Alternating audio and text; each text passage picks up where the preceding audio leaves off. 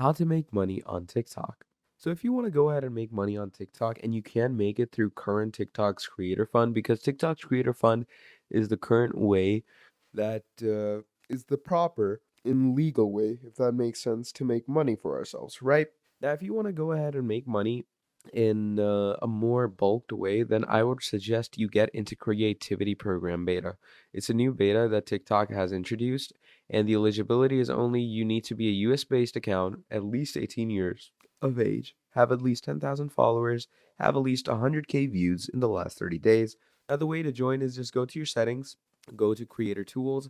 You're going to click on Creator Fund, and then you can switch at the bottom of the page to Creativity Program Beta. Now, do know that you can't switch back to the Creator Fund. You will stay in Creativity Program Beta. And what that does is Creativity Program Beta is going to give you so many more rewards than you're supposed to get on your Creator Fund. It's actually crazy. And trust me, you're going to love this. So that's how you're going to make money on TikTok. Thank you for watching, and I'll see all of you next time. Goodbye.